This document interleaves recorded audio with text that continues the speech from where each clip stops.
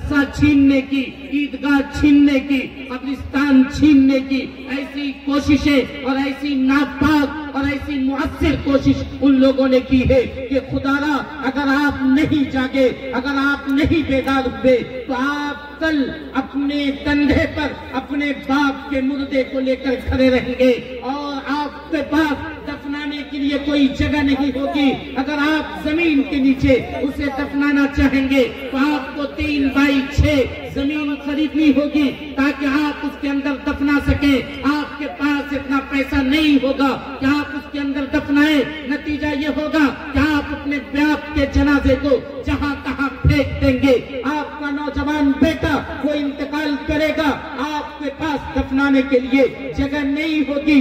آپ لاکھ چاہیں گے کہ نماز ادا کر لیں، آپ کے لیے وہ مسجد جو جس مسجد کے کاغذات آپ کے پاس موجود نہیں ہوں گے اس پر لیگل طور پر، قانونی طور پر بلڈوزر چلا کر آپ سے چھین لیا جائے گا۔ خدارا اگر آپ نہیں سمجھے، آپ کے وہ مدرسے جو جھوپڑی کی شکل میں ہے، جس میں ننھے بچے غریب گھر کے بچے پڑھتے ہیں، جس میں آپ مالدار اپنے بچوں کو نہیں بھیجتے، وہ غریب مدرسہ جس مدرسے کو آپ نیچی نگاہ سے دیکھتے ہیں، آپ لاکھ چاہ لیں گے کہ ہم مدرسہ چلے جائیں اور مدرسے میں جا کر قرآن پڑھ لیں۔ آپ کو یہ موقع میسر نہیں ہو سکتا ہے چونکہ آپ کے مدرسے کی زمین، آپ کا مدرسہ آپ سے چھین لیا جائے گا۔ کیا آپ کو یاد نہیں ہے چند سال پہلے کی بات ہے، بخارا سمرقند کی سرزمین پر جب کمیونسٹ نے غلبہ کیا تھا تو اس نے کیا کیا؟ اس نے یہ کیا کہ تمام علماء کو، تمام حفاظ کو انہوں نے یہ کیا، ٹرین پر بیٹھایا، ایک ٹرین پر ادھر بیٹھایا، دوسری ٹرین پر ادھر بیٹھایا اور دونوں ٹرین کو سنسان جگہ میں جا کر آپس میں ٹکرا دیا، جس کا نتیجہ یہ ہوا کہ علماء کے پرچے اڑ گئے۔ کچھ علماء اور حفاظ کو جہاز پر بیٹھایا اور جہاز پر بیٹھا کر انہیں برفیلی علاقے میں جا کر نیچے گرا دیا۔ برف کی ٹھنڈک کی وجہ سے ٹھٹر کر وہ سارے لوگ مر گئے۔ اس پر جب انہوں نے بس نہیں کیا تو انہوں نے یہ اعلان کر دیا کہ کوئی آدمی وہ اگر قرآن اس کے ہاتھ میں رہے گا اس کے پورے گھر کے لوگوں کو پھانسی دے دی جائے گی۔ اگر کسی کے ہاتھ میں اردو لکھا ہوا، اردو اس طرف دائیں طرف کا لکھاوٹ رسم الخط اگر ملتا تھا اس کو پکڑا جاتا تھا، اس کے پورے گھر کے لوگوں کو گولی سے اڑا دیا جاتا تھا۔ پولیس آتی تھی، چھوٹے چھوٹے بچے کے ہاتھ میں ٹافی دیتا تھا اور یہ کہتا تھا بچہ پڑھو بسم اللہ الرحمن الرحیم۔ اگر کوئی بچہ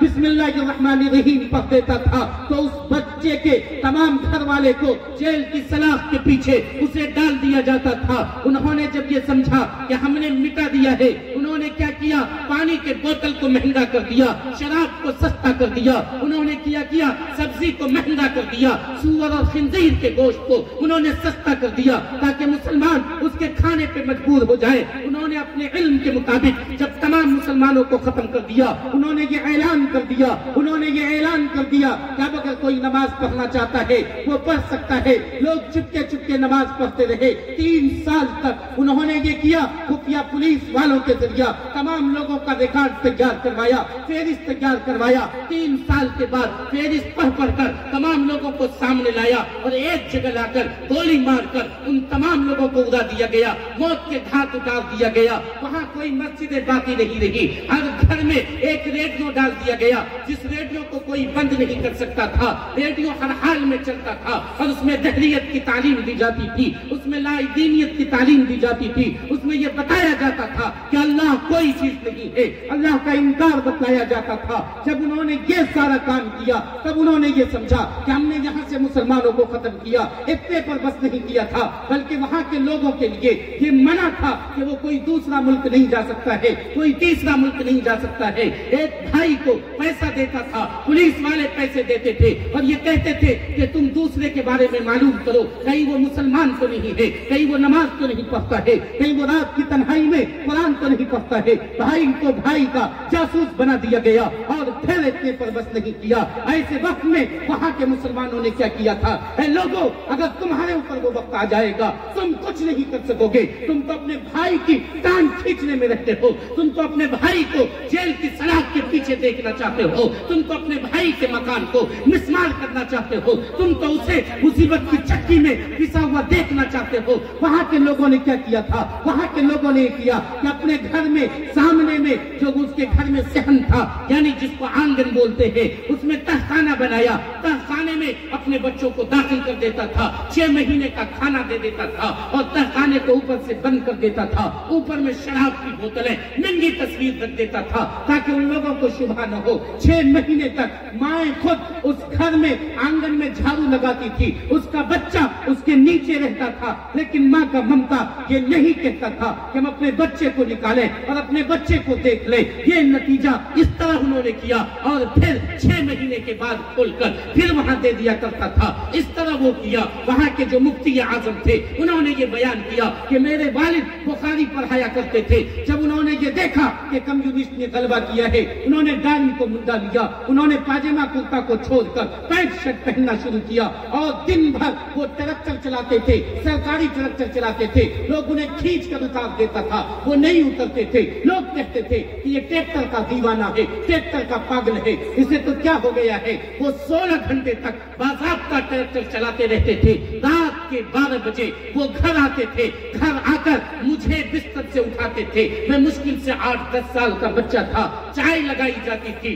دسترخوان پہ بٹھایا جاتا تھا، چائے پلا کر میری نیند توڑی جاتی تھی اور پھر مجھے اس وقت میں بیٹھ کر وہ قرآن پڑھاتے تھے، قرآن سکھاتے تھے۔ دنیا والا یہ سمجھے کہ یہ پاگل ہے جو بخاری پڑھانے والا تھا، لیکن وہ رات کی تنہائی میں اپنے بیٹے کو بیٹھ کر قرآن پڑھاتا تھا۔ جب 70 سال تک کمیونسٹ میں غلبہ رکھا، 70 سال تک انہوں نے مسلمانوں کو مٹایا، وہاں سے قرآن کو مٹایا۔ وہ لوگ کیا کرتے تھے؟ وہ لوگ ایک جنازہ جس میں کوئی آدمی نہیں ہوا کرتا تھا، بناوٹی جنازہ بنا کر قبرستان لے کر جاتے تھے اور قبرستان میں دفنانے کے بہانے وہ جھک جاتے تھے تاکہ ہم قبر میں دفن کر رہے ہیں۔ وہاں پہ چھوٹے چھوٹے بچے رہتے تھے اور استاد جھک کر وہ پڑھاتے تھے، بچہ جھک کر پڑھتا تھا۔ وہ لوگ کھیت کاٹنے کے لیے پہنچتے تھے، پتن کے نیچے کتابیں رکھتا تھا بچہ اور کتابوں کو پڑھا کرتا تھا۔ اس طرح ہم لوگوں نے 70 سال تک یہ تکلیف برداشت کی۔ 70 سال کے بعد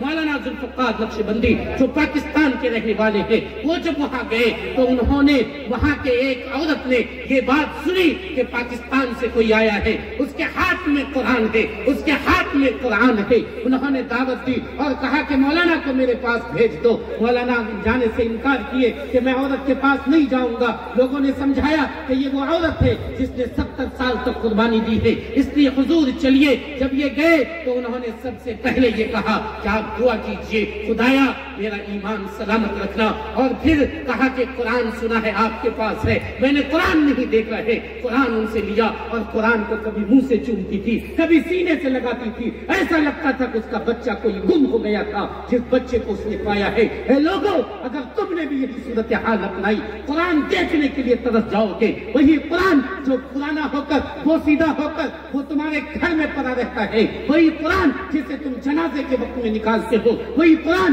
جسے تم قریب سے بیٹی کو جہیز میں دیتے ہو، اس کے علاوہ تم قرآن کو چھوتے نہیں ہو، وہی قرآن جو مسجد کے تاقچے پہ رہتے رہتے وہ پرانا ہو جاتا ہے، بوسیدہ ہو جاتا ہے، اس کے کاغذ استعمال کے لائق نہیں رہتے، اس قرآن کو دیکھ نہیں سکو گے، دیکھنے کے لیے طرف جاؤ گے۔ قربان جاؤ روس اور بخارا سمرقند کے لوگوں پر کہ انہوں نے تو یہ بھی کیا تھا کہ 70 سال کے بعد جب وہ لوگ آزاد ہوئے، اعلان کیا کہ جس کے پاس قرآن ہے وہ قرآن لے کر آئے۔ لوگ کیا کر رہے تھے؟ بڑی ٹرک پر لوہے کی بڑی بڑی چادروں کو لوڈ کر کے سوار کر کے اسے لے کر آ رہے تھے۔ لوگ کہتے تھے یہ چادر کیوں لے کر آئے ہو؟ یہ تو لوہے کی چادر ہے، اس کو کیوں لائے ہو؟ لوہے کی چادر اتاری جاتی تھی، ٹاپ سے دیکھا جاتا تھا تو لوہے کی چادر پر قرآن لکھا ہوا ملتا تھا۔ ان لوگوں نے کاغذ پر، ان کاغذ کے بجائے ان لوگوں نے کیا کیا تھا؟ کھجور کے پتوں پر قرآن لکھ کر رکھا تھا۔ اس طرح ان لوگوں نے قرآن کو پھر محفوظ کیا۔ اے لوگوں، تمہارے دل میں اتنا حوصلہ نہیں ہے، تم میں وہ ہمت نہیں ہے، تم تو بزدل بن چکے ہو، تم نے ایمان کو چھوڑا،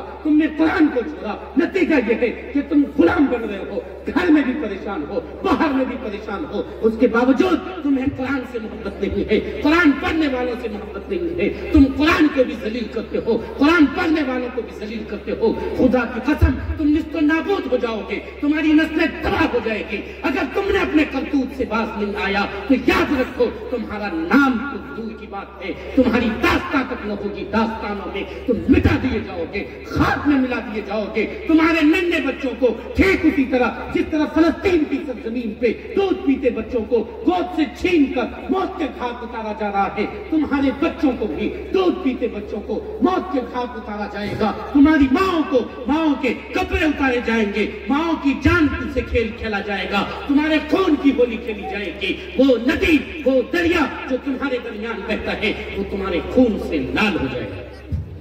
نعرے تکبیر، پورا مجمع لگائے، نعرے تکبیر، نعرے تکبیر، تحفظ ختم نبوت زندہ باد، تحفظ ختم نبوت زندہ باد، عظمت قرآن زندہ باد، جلسہ دستار بندی زندہ باد۔ ضرورت اس بات کی ہے کہ تم قرآن کو اپنا لو، یہ طے کر کے یہاں سے جاؤ۔ حضرت دامت برکاتہ نے ابھی کچھ دیر پہلے کہا کہ ایک آیت سے ہی تم لوگ قرآن روزانہ سیکھو، اپنے امام سے رابطہ کر کے، اور اپنے بچوں کو قرآن پڑھنے کی تعلیم دو۔ اگر تمہارا بچہ ناظرہ قرآن بھی پڑھا رہے گا تو اللہ کے رسول نے فرمایا ہے غفر لہ ما تقدم من ذنبی، تمہارے چھوٹے تمام گناہ معاف کر دیے جائیں گے۔ کم سے کم ہر حال میں اچھی طرح تجوید کے ساتھ اپنے بچوں کو ناظرہ قرآن پڑھانے کی تعلیم دو، یہ تمہارے اوپر فرض عین کی طرح ہے۔ اگر تم نے اسے چھوڑا تو خدا کی قسم جہنم میں تمہاری پوچھ ہوگی اور تمہاری وقت بنائی جائے گی کہ تمہارے حوصلے تمہارے ہوش ٹھکانہ آ جائے۔ اس لیے سب سے پہلا بلکہ یہ کہہ لیجئے کہ اب آخری پیغام بھی آپ کے لیے یہی ہے کہ قرآن کو مضبوطی کے ساتھ تھامیے۔ میں تو یہ بتلانا چاہتا تھا کہ ہم نے اور آپ نے قرآن پر عمل کو بھی چھوڑ دیا ہے، چاہے وہ جس طریقے سے بھی ہو، لیکن میں اب آپ کے سامنے زیادہ دیر رہنا نہیں چاہتا۔ دعا فرمائیے اللہ ہماری اور آپ کی آئندہ ملاقات فرمائے، کچھ کہنے کا موقع ملے، آپ کو سننے کا موقع ملے، اور کہنے اور سننے سے زیادہ ہم سب کو عمل کرنے کی توفیق عطا فرمائے۔ آمین یا رب العالمین۔ ربنا تقبل منا انک انت